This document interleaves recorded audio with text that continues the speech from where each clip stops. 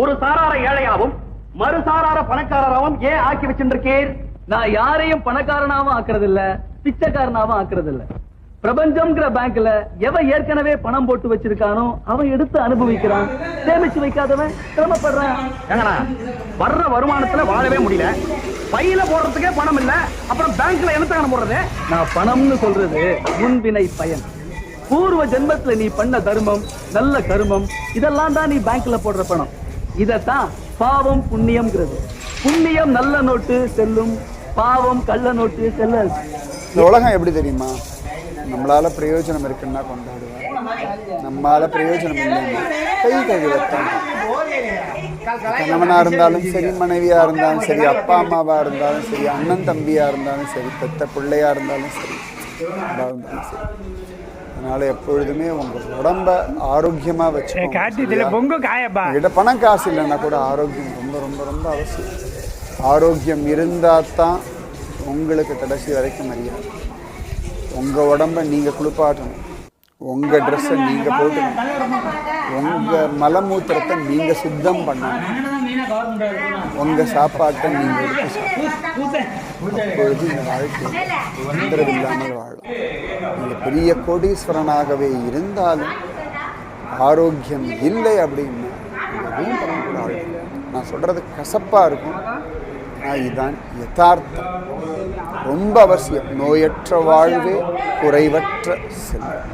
அதனால ஆரோக்கியத்தில் மட்டும் காம்ப்ரமைஸே வேண்டாம். பல கோடி ரூபாய் ஓடி ஓடி சம்பாதிக்கிறேன், ராப்பகலா உழைக்கிறேன், யாருக்கு?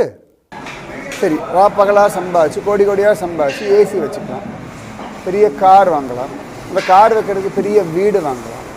ஆனால் உடம்புல வியாதி வந்தால் இந்த ஏசியும் இந்த காரும் சுகம் கொடுத்துருமான்னு சத்தியமாக தராது.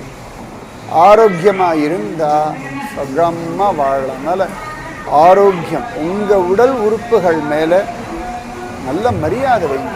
அது எல்லாத்துக்கும் ஆல்டர்னேட்டிவ் உண்டு. ஒரு மொபைல் ஃபோன் கீழே உடஞ்சி எடுத்து வச்சுக்கோங்களேன், ஒரு மொபைல் ஃபோன் வாங்கிக்கலாம். ஒரு கார் ரிப்பேர் எடுத்தால் தூக்கி போட்டு வேறு கார் வாங்கிக்கலாம். போட்டுக்கிற வஸ்திரம் கிழிஞ்சு போச்சா வேறு ட்ரெஸ் சத்தியமாக மாற்றிக்கலாம். இந்த கை விரல் நகம் அவ்வளோ விலை ஜாஸ்தி, வேறு கிடையாது, ஆல்டர்னேட் கிடையாது. இந்த தலைமுடி ரொம்ப விலை ஜாஸ்தி. நிஜமாக நீங்கள் முடி போட்டுட்டு ஏர் டிரான்ஸ்போர்ட்டேஷன் பண்ணுறா பாருங்க, என்ன விலை தெரியுமா?